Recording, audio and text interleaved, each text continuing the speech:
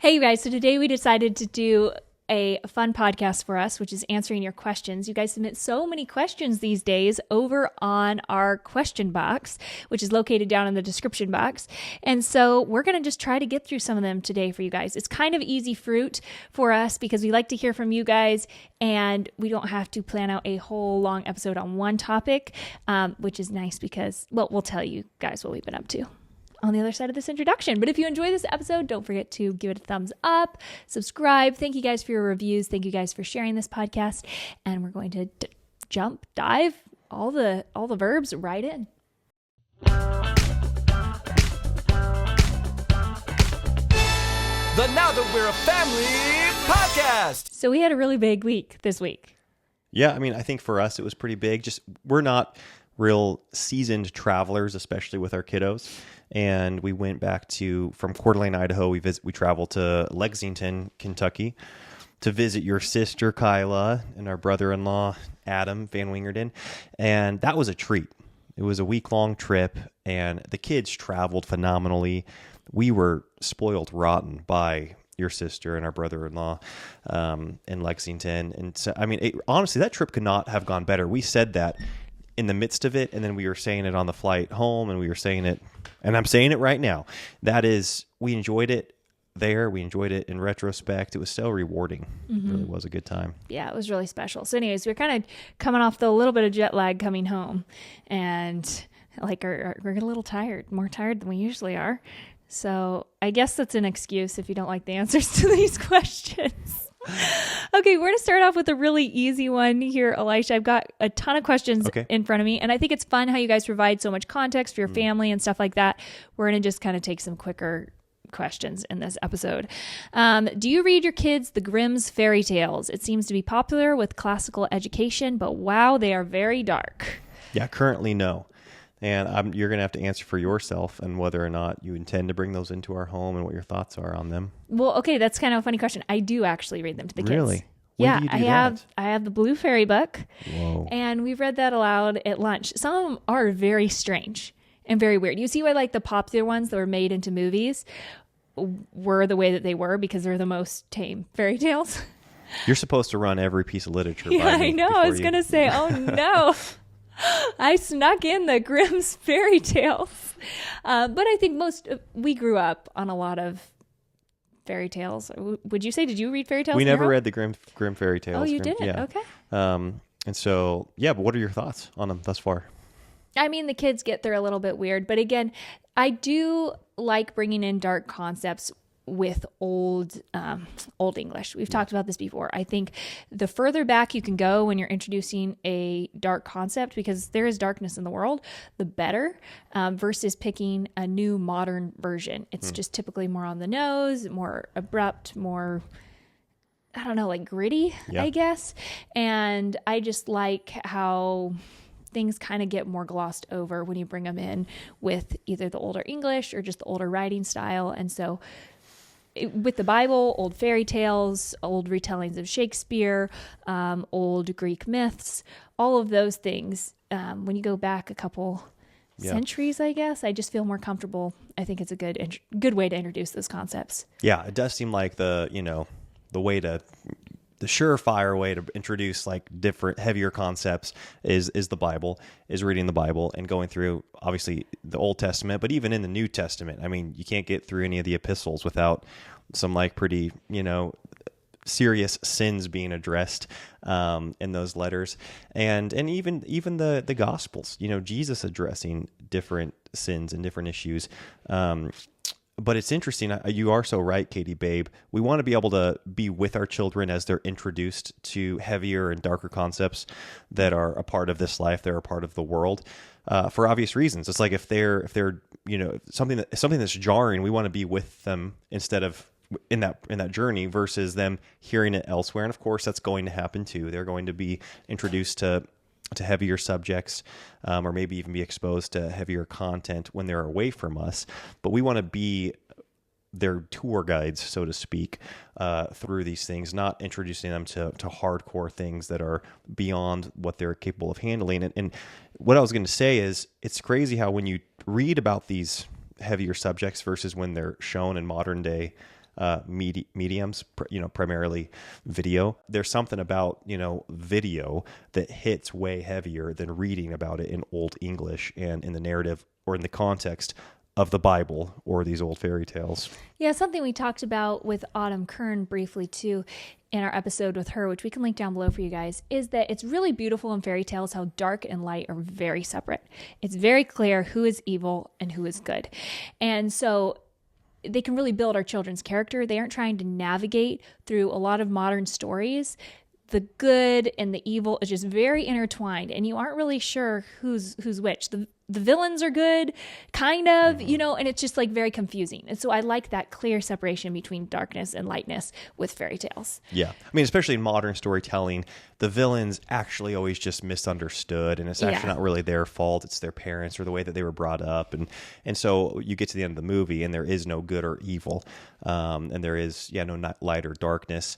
You kind of see that with like The Grinch or Maleficent, or one I haven't seen, what is it? But I've heard about is like the play Wicked, where it's like the backstory of the Green Witch and the Wizard of Oz. So I don't know. Those are all, it's obviously fun to hear a flip on a fairy tale, why the ugly stepsister was the way she was and how she's actually, Cinderella was the villain. Or I kind of like when fairy tales are flipped on their heads that way, and it creates an interesting story, but also it can confuse children. With modern storytelling for as interesting as it is. Okay, so I found this question, and this gal has a lot of children. I'm just going to kind of paraphrase her. She has children, and her and her husband have really godly families, but they live about 2 to 5 hours away. And it seems like they really want to see the grandkids a lot. And so every weekend they either want them to be traveling to their home or hosting them at their home. And it just feels like a lot. Right. So how do you encourage family, connectedness and wanting to encourage family and those relationships, but also can you say no in those situations? Well, I mean, you can certainly say no, considering the well-being of your own home, your own household. And hopefully we start exercising that word early and often when it comes to the well-being of our home, even when it's pertaining to those close relationships that we value so much. And both of our families are extremely sensitive. And yet, even within the ultra sensitivity of our families, there have been times where we've had to be like, hey, this doesn't work. This weekend doesn't work. And because they're so sensitive and they've raised large families and they know what it takes, there was no issue with them hearing that. They're like, in fact, I think they're grateful when you tell them when a weekend's not a good time or when it's not a good night to do dinner, because they can be confident then asking again in the future, knowing that you're comfortable saying no. And so I do think it is one of those things that needs to be exercised and done. It's like you need to learn to say no. And ideally, again, I think the man should take that upon himself, both with his family and with her family, as far as that symbolic head of the home. I mean, obviously he's the literal head of the home, but that I think saying no does symbolize like, hey, this is for the well-being of our family. It's making that hard decision for everyone, with everyone in mind. And I love that, that the way the Bible talks about being the head of the home, he's not the boss man. He's not, he's not the judge and jury. He is responsible for everything that takes place in the home. And so taking that responsibility seriously, you then need to be willing to have the hard conversations for the well-being of the home. Yeah, and I do think that regardless of how good your relationships are with your parents or your siblings or whatever, this always has to be done delicately because relationships are just delicate. Yep. And so I think that, like Elisha said, we have to be very proactive in saying no, and then also very clear on what times are great times. Yeah. And so when you have a no, having like, but this would be a really good time is often a really helpful way to approach the situation. And maybe start, have a conversation where you let everyone know like, hey, we've just kind of been run ragged. Love you guys to death, but like we cannot keep up with everybody right now. And we're trying to just pour into our little family here. So, this would be a good time for us. This one weekend a month, we'd love to have you all over or something like that. Or this is the one weekend we can travel over. But we just can't make all these birthdays or all these events or all these things. And that's something that we've really shifted in over time with our family, because when we were first married, we were going over to either my parents for a lot of things, or we were traveling to Elisha's parents, I want to say monthly when we were. Yeah. And that was about a 4.5 or 5 married. hour, that was about a 5-hour drive. And that was, once a month, sometimes multiple times a month, depending on the season. Like in the summer, we would do it more than once a month. And that became a big deal. And again, when you don't have when you don't have a bunch of children, I think it's less of a tax on the family, but the more kids we had, the more of a tax it became. And you are so right, Katie, it's actually helpful to everyone when you are proactive. And this is so new for us. We're not schedulers. We aren't the type of people that book things far in advance, but it actually does solve it answers a lot of the questions ahead of time when you say, okay, well, we are going to be coming for these holidays, or we'd love to come during this child's birthday so that we can celebrate it with you. And you put it on the calendar, because then all of a sudden, once that's 3 weeks away and they were thinking about visiting, they're like, oh, well, you know what? They're coming in 3 weeks anyways. And we found that to be really helpful. Yeah, we book a little further out now. Mm-hmm.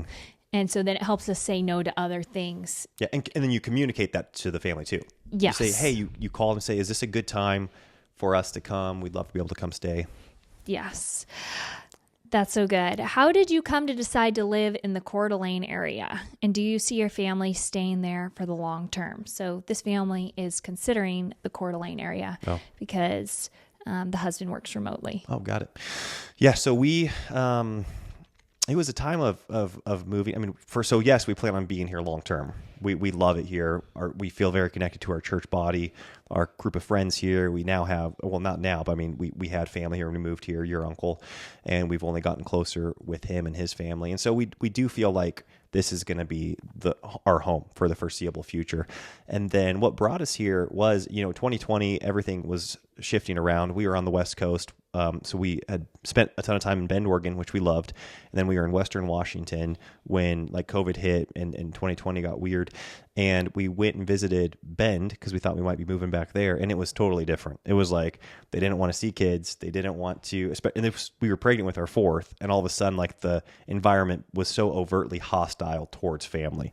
Like you're so much more encouraged to have 3 dogs and to not get married, just have a life partner through your 50s and 60s and 70s and never have children and certainly never get married. That's the vibe in much of the West Coast. Okay, those westerns, the Washington, Oregon, and California, they are politically and just environmentally hostile towards the values that we really want to bring our family up in, the Christian values.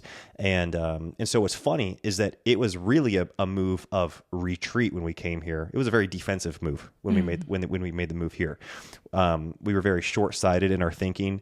We were like, oh, it's all, the country's going to hell in a handbasket. Let's just go somewhere we can live out as many fun days as possible with some freedoms.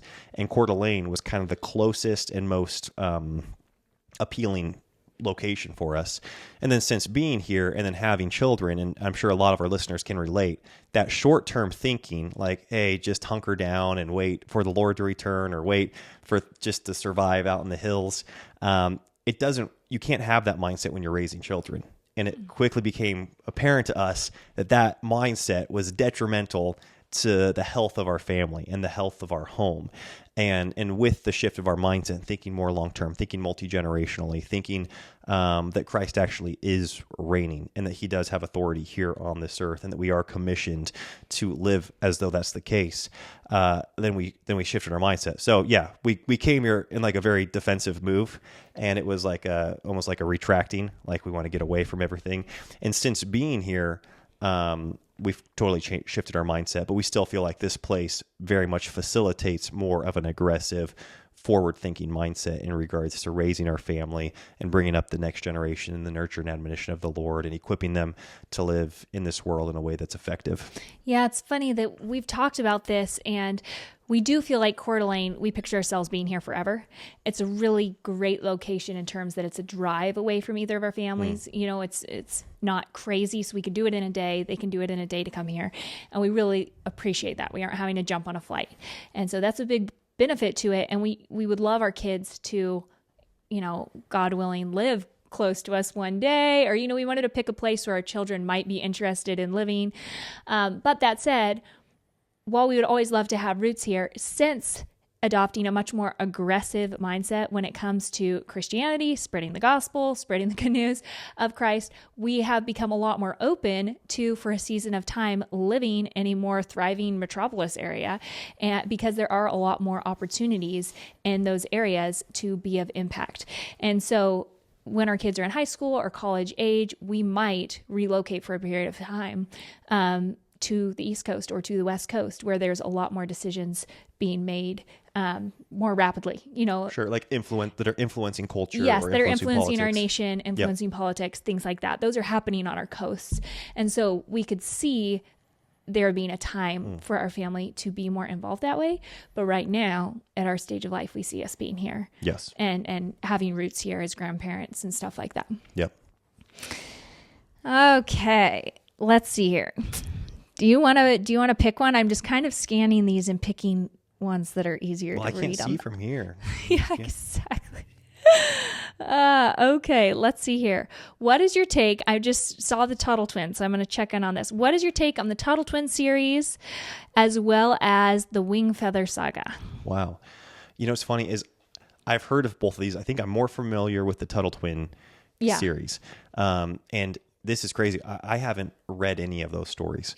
But it seems like I should be more acquainted with them than I actually am because of how often they're referenced in our circle, especially with your dad, because your dad knows one of the, or he knows the founder. What's the author? And his name's Space. Is it like Connor, I think it might be Connor. Is that the author? Don't put me on the spot. You put yourself on the spot. Sorry. It is, let's see. And Cameron so or Connor. they come up often in our family conversations. And we've even gone back and forth with the author, I think, via text, just because he's in the business sphere and he speaks to a lot of things that we're interested in. But this is crazy to say, especially being people that are pro-entrepreneurial. We're pro-entrepreneurialism. We're pro like alternative means of education from the status quo or the public education system. And yet, have you read any of their books? Well, we have their board books. And so I've read like the ABCs of Liberty, and there's a couple other board books I have that I've read to the kids. And so that's been fun, but we haven't gotten like their middle grade series. Yeah, I do think it's something that we'll grab and check out for sure. We haven't read it. Same with the Wingfeather Saga. We haven't introduced that yet because there are other series that we have our kids going through. I think fantasy kind of type stuff is one of those things where it's like it's this double-edged sword because it can be fantastic for getting kids interested in reading.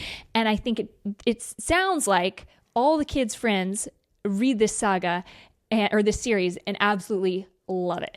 So I do think if you have like a reluctant reader or something like that, it sounds like it's just super interesting for the kids.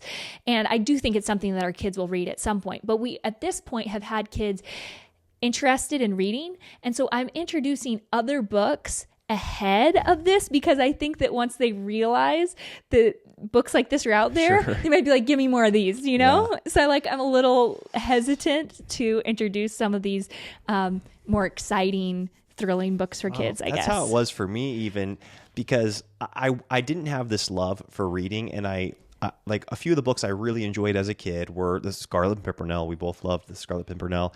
I love David Copperfield. I love Count of Monte Cristo. I love Sherlock Holmes. Sir Arthur Conan Doyle. But those were all kind of like, it took a little bit of work to read those, and then it wasn't until I was like 19 I read my first Tom Clancy, like a spy novel. And I was like, where have these been my whole life? And it was a solid, 5 or 6 year run then of that's all I would read. Is like, if this is available, I'll read the spy thrillers. And then a few years back, I was challenged to go back to classics and some better literature. And I kind of have the same, I guess almost the same mindset with my kids. It's like, hey, if they're enjoying the Red Badge of Courage, like, let's keep that going. Yeah, totally. So that's kind of like where we're at. We'll probably work our way over there, and I can see a benefit in introducing that depending on the reader. But Yeah, that's kind of like been our journey so far. We'll see if we go off that path later. Okay, so we had this question a ton. Can you guys tell me your perspectives on childhood immunizations and vaccinations? Boy, I feel like we have not had this conversation for years. Yeah, we really haven't. And we have talked about we aren't going to share our children's specific medical history online. Yeah, exactly. Probably not even in person either with anybody. Yeah, it's just kind of something that's like, okay, it's private to them. We did talk about circumcision briefly on the podcast, and honestly, I regret that. Sure. Well, we can always take it down. I don't think we mentioned any names, did we? I don't know. Well, it's funny because I think that I was so unaware of the vaccination, immunization debate prior to marriage. And then it was, probably this was the case for a lot of people after your first child, the question then arises. And so that would have been 2017 that many of our friends and family were giving us a ton of resources, tons of reading material and like documentaries regarding vaccinations. And you know what's bizarre? What? Is that, and from my perspective, back then, it wasn't like a Republican Democrat debate back in 2000. I remember, if anything, most of the people that were like questioning or reluctant to vaccines were very liberal, progressive people that I knew. Like, as far as like in my a sphere, liberal type hippie is kind of more how it was. Yeah. Those were all the people that were outspoken about it anyways. Right. Again, there might have been plenty of other people that just kept it to themselves, but the people that I would come across or that I would read were like you said, very progressive and kind of liberal in a hippie way. And it's so funny how we are here in 2024 and it's full on like you're either, it's almost like you're a conservative evangelical or whatever, just a conservative Christian. And this is where you're at, or you're a liberal progressive. Or then you have people though, who you have Ben Shapiro from the Daily Wire, who's pro, Big Pharma still with his wife being a doctor, but because he's not a Christian, Yeah. So. So you have that conservative side. You do have people that cross over. Yeah. And I mean, I will say this: the first documentary we listened to was The Truth About Vaccines, which sounds pretty like suspicious, going to be anti-vaccines, right? And so we listened to that. I think it was 9 hours of footage. And it was super, super helpful, even though there was definitely a bent because it's called The Truth About Vaccines. I think they did a great job laying out the history of vaccinations. And when you go through the whole history of it, you just realize what might have been helpful and then just how so many, like dozens of new vaccines are getting added to your children's plan every single year at a really rapid rate. Something that we considered in our own home is our children are homeschooled. They are not going to daycare. They are not going to a public school environment. And for the most part, they aren't getting heavy exposure to a lot of the things that are on the plan for kids to be vaccinated for. And so some of them weren't applicable to us. Some of them would still be considered applicable to our children. And so we just kind of had to consider those decisions. Growing up, Elisha was, I think your mom said you were the last child that was vaccinated. He turned out fantastic. And then I wasn't vaccinated at all. None of my siblings or I were vaccinated at all. So I was the last child in my family. Yes. So there's how many kids after you? 6 that are unvaccinated. And then, and growing up, we were the healthiest family I knew and that we just never got anything. I mean, my mom tried to expose us to chickenpox like 7 times and I still haven't had it. And it kind of terrifies me because it's like really dangerous if you have it when you're pregnant for the baby. Yes. And so every time I'm pregnant, it's like really scared me. But anyway, so that's besides the point. That was just kind of our experience going into this conversation. But like you guys have heard us process on this podcast, just because our parents did something a certain way didn't mean we immediately wanted to like blindly accept it. We wanted to dig for like, why, what's the meat of this? Why did they make the decisions they make? And then make a decision based on that. Yeah. And so I do know that a book that's a really great resource if you're choosing to vaccinate your children and want to do so at a rate that might be easier on their immune systems and stuff like that. Like a rate that's not insane. Yeah. I mean, you can tell we are big time anti the rate and the over and above extreme for how many vaccinations. Like I can say that. That's very political, regardless of what we choose to do in our own home. the plan that's recommended out there is insane, and I would never recommend that. But the Vaccine Friendly Plan, I believe, is a book that has been really widely recommended by naturopaths that I respect, and just people who want to take a more gradual, not do either or maybe, but kind of take some of the vaccines that they think would be helpful and reject some of the ones that aren't as relevant to their children. So anyways, that's a resource. But I would just say, like, do your own research and be confident in your research. Like, there's so much fear mongering in parenting, and it's just ridiculous. And when we saw that with 2020, it was this huge fear mongering. The whole country was doing it. The whole world was doing it. Everyone was terrified, and it was a big bummer. Okay. Yeah. And so, like, don't accept that for any aspect of your raising your children. Yeah. I mean, at the same time, you want to take it seriously, because I think there's this, on one hand, fear-mongering lens to parents not wanting to take responsibility for anything and just punt to the so-called experts when it comes to their educational formation, or like their academics, their spiritual formation, their health.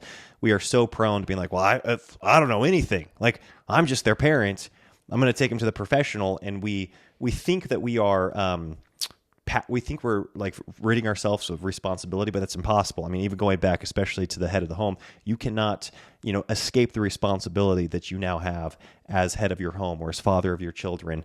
And so it is incumbent upon us to, regardless of what path you take, like, leveraging the expertise of your sphere, of professionals, but then realizing this is your responsibility. Like, it's not your youth pastor's responsibility or your pastor's responsibility for your child's spiritual development, nor is it your doctor's responsibility solely for your child's health. And so I think that, so again, we've talked about this before. You can say, oh, professionals are, it's all a joke, it's all a scam.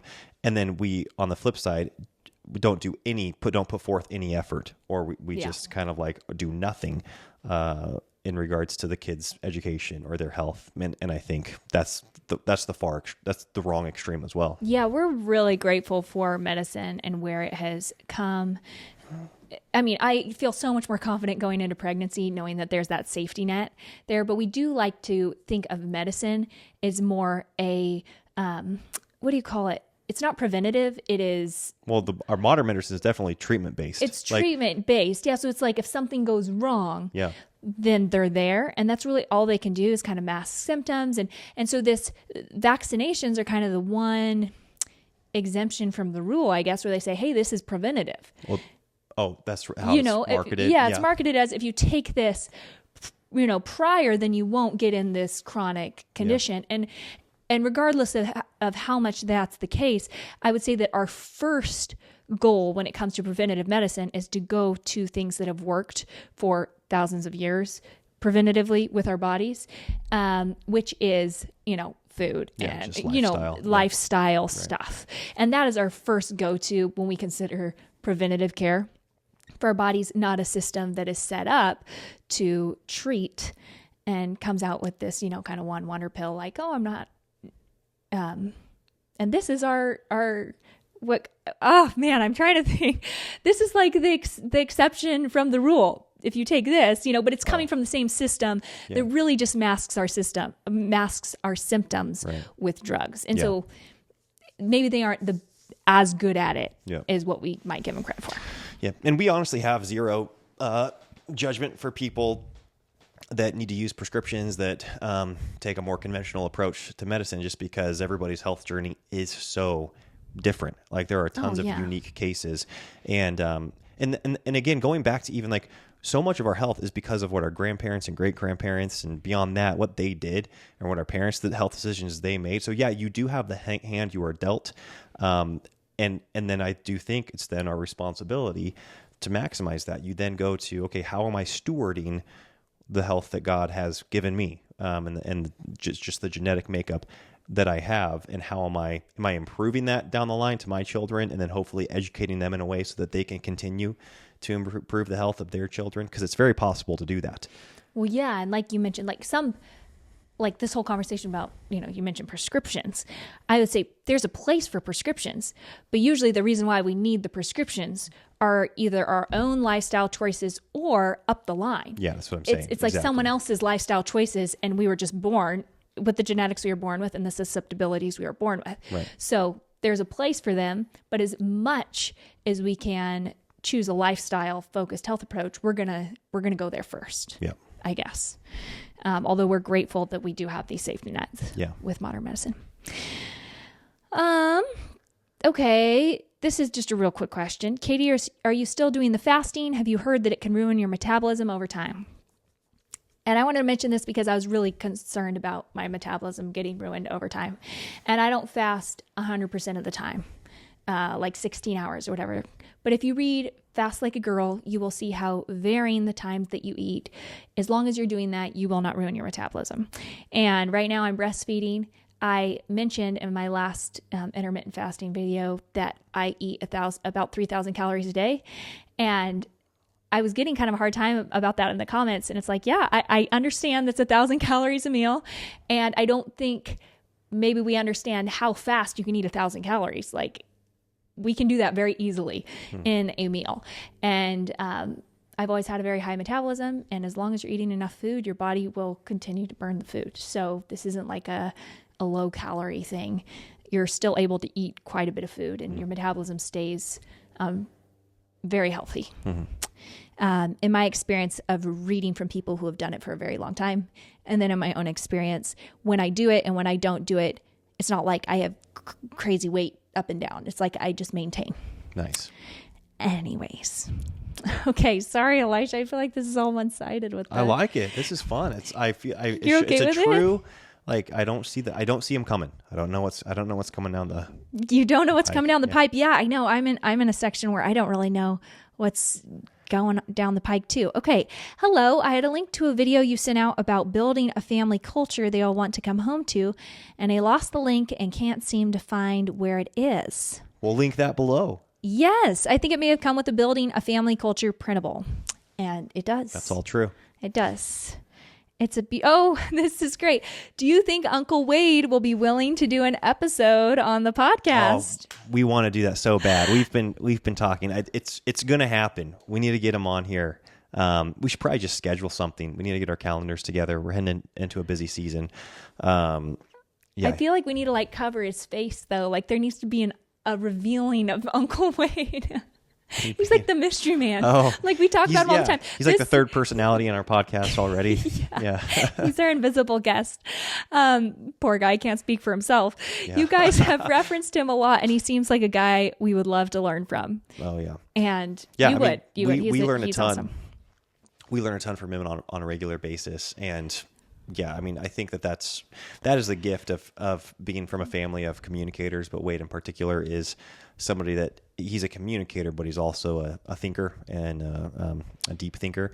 And so, yeah, when it comes to just God's word and expositing that and understanding that, unpacking that, he is very gifted. And then just around many categories of life. And so we'd love to have him on here. He's got a bunch of projects right now that he's in the midst of starting.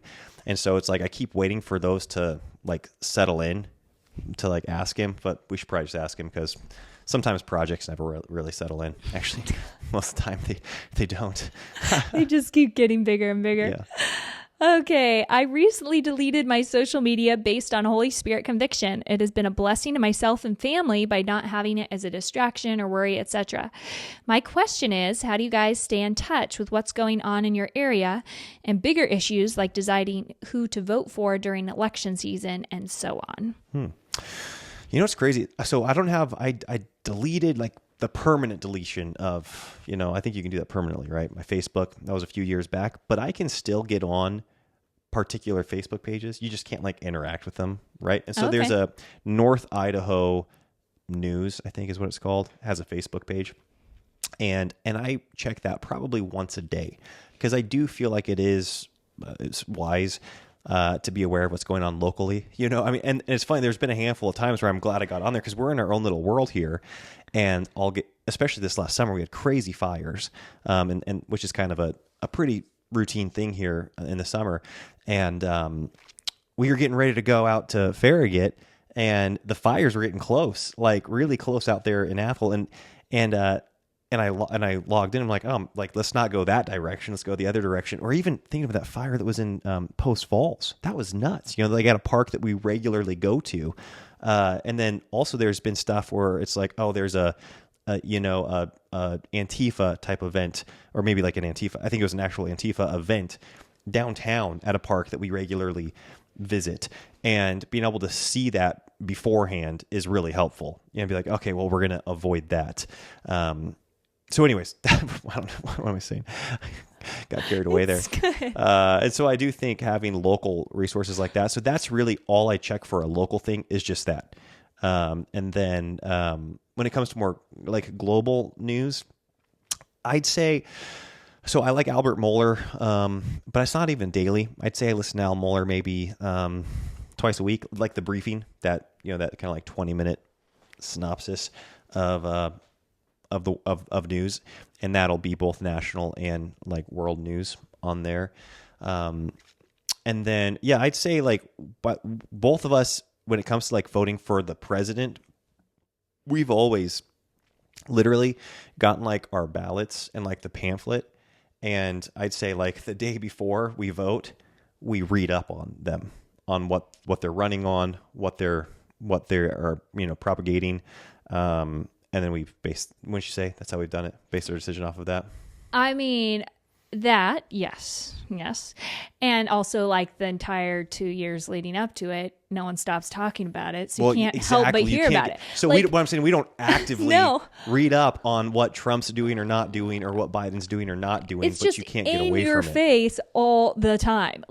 I laugh when people say this, because I'm not saying it's not a real fear, but because it is, right? You're like, okay, I'm going to be hiding under a rock if I delete social media or get off the internet or whatever. But the truth is that no one else is doing that. And they all talk about this stuff nonstop. And so any news, like I get updates on the war in Israel and Pakistan, the war in Ukraine and Russia. Palestine? What did I say? Pakistan? Yeah. Pakistan. I'm working with a buyer over in Pakistan right now. And so that's what a supplier over in Pakistan. Got it. Yeah. So that's, you're making up your own countries over here. I'm clearly in the know. Yeah. Yeah. Yeah, Okay. it's like that country song, but it's like I don't know the difference between Iraq and Iran. Yeah. Exactly. So clearly I'm not one to take advice from, but all I'm saying is you hear about all this stuff nonstop. You wouldn't believe it. And if you have a family text thread, you'll hear about it 10 times more than you even thought you wanted to hear about it. Yeah. So anyways, I mean, at church, as long as you're like being social and interacting with other people, you will hear about it at a coffee shop. You will hear about it at church. You'll hear about it when you're hanging out with your family. Anything big world news wise, I never have to open a newspaper or Google or whatever. And then if you come home and you like want to know more about it, you just do like a little internet search.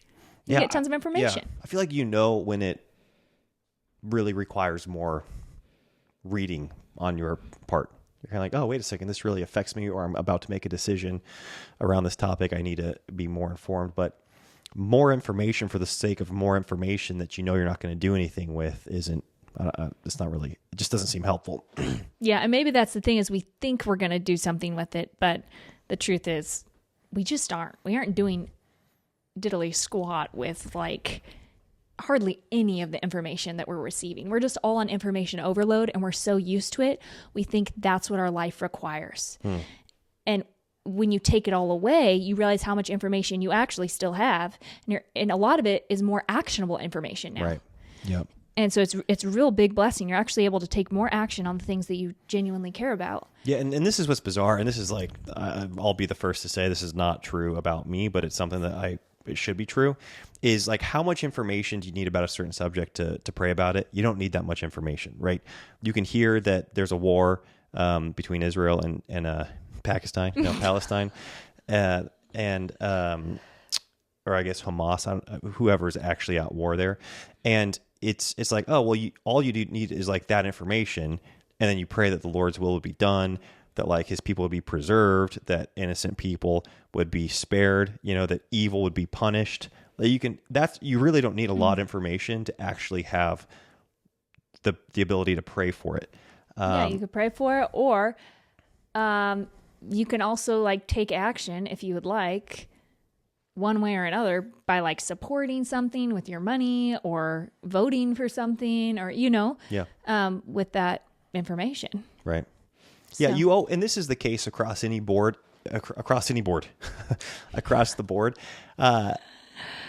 The people that are doing the most substantial work in a given area in business, right? The people that are actually head down working in their business are not talking about how much they wish they were doing business or how much they're going to do business. They're just doing business. And it's the same with philanthropy, right? Everybody talking about how much they're going to give or how much you should give.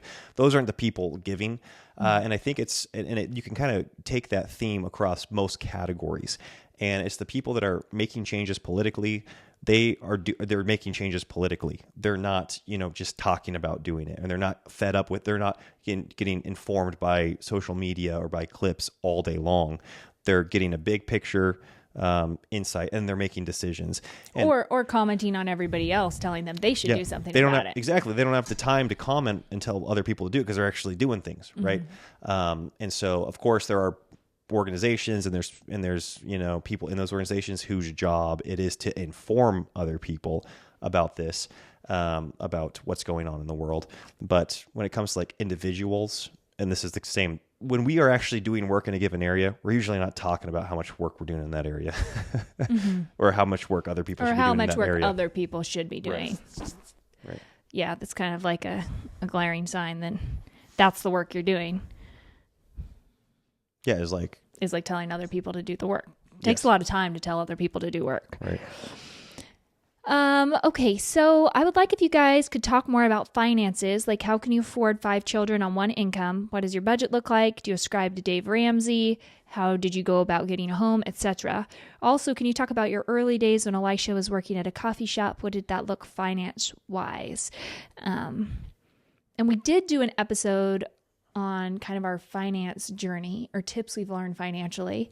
I think it's on our other YouTube channel. So we can link that down below for you guys if you're interested. Yeah. Yeah. So I would say, again, where you live plays a huge factor in this. How much it costs to live where you live is going to vary. But something that Katie and I think we both came into marriage with this expectation that we were going to do multiple things to earn money, because that's what we saw our dads do and our moms do. And so, even when we go back to those early years of our marriage, when I was working at a restaurant or I was working at a coffee shop, that was like my job, but we were doing a ton of other things to make money. And so I was teaching private guitar lessons and I had a couple private fiddle students as well. And I was helping a friend with his blind business when he needed extra work. And that was not a consistent thing. It was like he would get a big project and he would ask for my help. And it was like, sweet, I'll do it. I even think of, the few times I work, making mailboxes. I think of you walking dogs, like having that dog walking app. You tutored. And so I think that type of mentality is helpful, and it continues to be the case to this day. And so we never had like a 5-day work week from the time we were married. We've only recently adopted that, and it's been great for our family. And so, we do 6 days. Yeah, we work 6 days now, but the point is like, I worked 5 days a week or 6 days a week at a restaurant, but those shifts usually started at 3:30 p.m. and they went till about 10 or 10:30 p.m. And that's a lot of the day up front that I had to work. Like I said, teaching music lessons, working, labor jobs. And so there is a lot. It just felt like there was always places to go put your time and to make money. And it seems like that's the case still to this day. When I just hear in conversations at our church, people that need help around their house with landscaping, or they need help renovating their bathroom or their kitchen. It just seems like there's a lot of work to do, and it can be extra work. It's extra money. And I do, I remember hearing that early on from Dave Ramsey. It's like the difference of $500 or $1,000 in a household is a big difference. right? Like that extra $500 or $1,000. So you're thinking, man, how could I get an extra $500 this month? You know, again, Uber Eats or the dog walking app, or if you've got the ability to tutor kids. I don't know. I feel like that's what I go to, because I don't have, like, I didn't come into our marriage with a specific career. And then even when I transitioned into real estate, it was really nice to have this mindset of like, oh, I'm going to teach music lessons or work whatever, you know, side hustle projects I can, because real estate's going to take a second to get going, and it's going to be inconsistent probably even once it is quote unquote going. So I don't know. How would you answer it? Yeah, I would say that I'm so grateful for all the work that you put in, because Elisha was providing for our family and working on all these things that were like our farm projects, like our future projects. And we knew when you come into marriage knowing that you want your husband to be the sole provider, you want to be a stay-at-home wife, or you guys are like aligned on that vision, then you have a totally different set of rules. And I think of that book, 10 times is easier than 2 times. If you're just trying to get, right? 10x is easier than 2x. Yeah, 10x is easier than 2x. So if you're just trying to like get a little raise, then you're going to not really live life that differently, because you know that the raise is going to come in a year or two if you stay at the job or whatever. But if you realize, okay, we would like to have a lot of kids and we would like to be able to do all these different things with our kids, that's kind of a big income lifestyle. And so we can't have this like slow progression to slowly get little raises over time. We have to have massive leverage for time to money. So for the amount of time that Elisha puts in, he needs to be creating so much value that so much money is coming in order to live the lifestyle that we dreamed of living one day with a big family. What I think is beautiful is that you can have a big family, and we know so many rich big families that are rich in relationship and live on a shoestring budget. And so it's not like you need to bring in a load of money to have a big family. Yeah. And I think that that's a myth out there that people believe, is that you can't have like this joy and fun and, I don't know, just like awesome life with a ton of kids unless you earn a lot of money. 'Cause that's just not true. Absolutely. We see it happening every day, and we are in close community with people that are making it happen on a daily basis. And we grew up around people that were making it happen and made it happen. And in a lot of ways, our parents did that for a very long time. No doubt. We were older before both of our fathers started earning good incomes. Yes. I mean, my dad, we still talk about it to this day, where he looks back and he's like, how did I even do that? Like when he goes back and actually sees what he was making. And that's what I mean. Like he was always doing extra things, right? He would go, get a load of firewood and sell that every weekend, right? So as he was working Monday through Saturday, and then he'd finish up work on Saturday, cut a load of firewood and sell it. It was like $80 or $120, like whatever it was. And that was like, you do that makes a difference, right? And that's what my experience was growing up. And I do think, like, if you are clear, if you know, you're like, okay, what I'm going to be is this profession, and I just feel it's right where the Lord has me. And speaking to men that are like in this given career path, and the nature of this is just like a fixed income, where it's, there's going to be some raises every so often. I think that's where the stuff that like Dave Ramsey teaches is so helpful, because you were talking about you have to make extreme decisions if you're going to grow your income. Well, if you have decided you're not going to be the entrepreneurial, grow your income, like have no ceiling to your income type, if you're not going to be in that type of career, well, then you need to change your lifestyle in such a way where you are living well below your means.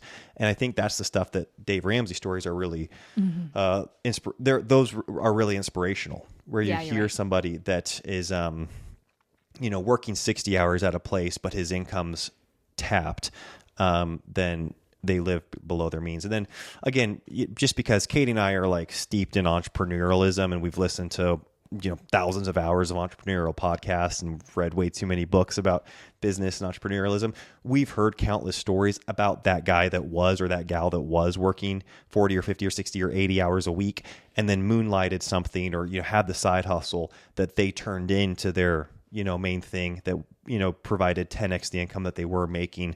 And so again, I think when you this is something that Katie and I talked about early on in our life, is it's like, we know from the Bible that like money is not the solution to, like, it's not going to make you happy, right? We always hear those things, and the love of money is the root of all evil. But sometimes I think we lie and we act too much like holier than we are, and we say like, well, I know money's not the issue, and then you're like, wait, how do you know money's not the issue? Because just because you know money's not going to make you happy, it actually might be the pain point that you're feeling right now. Right? Yeah, absolutely. There's actually, money does make you happy to a certain extent, because it can alleviate pain. Alleviate pain. Maybe not joy, right? Like joy is that like deeply rooted. Yeah, in the Lord. We can only find that in the Lord. The Lord's in control and he's got it, and we can have peace. But it does affect like human happiness. No doubt. To a certain extent. And then beyond that, it just adds stress, which is kind of interesting. No doubt. And just raising children is a practical thing.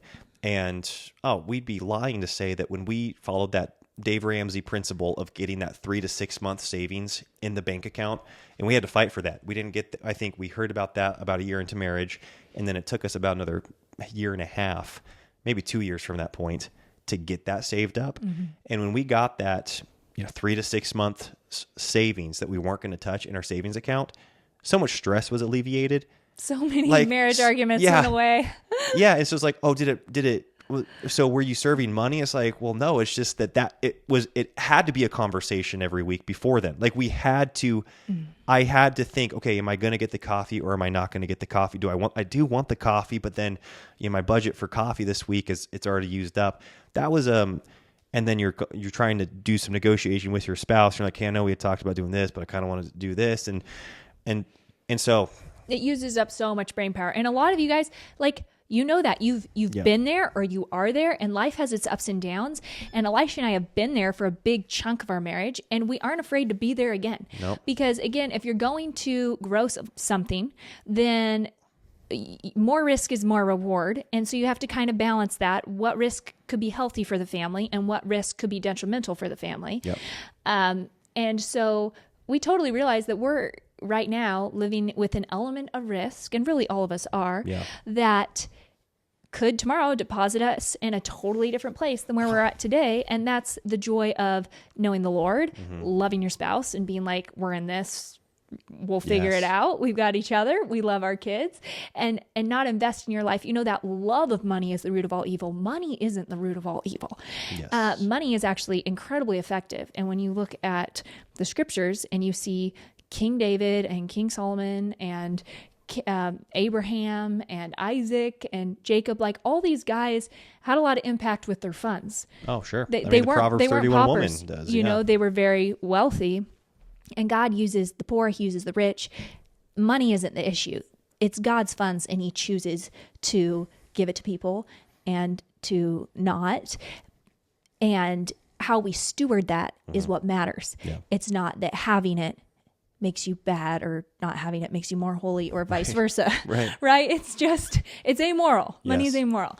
And so I think we can have, And I think it was clear to us early on in marriage when there was a deficiency in funds, right? When there was too much month at the end of the money early on in marriage, like it became a conviction. Some of those unnecessary expenses. I brought up coffee, and I know like that's the Dave Ramsey, he always uses the example, and that's for a good reason. It's just an unnecessary extra treat that I had become accustomed to.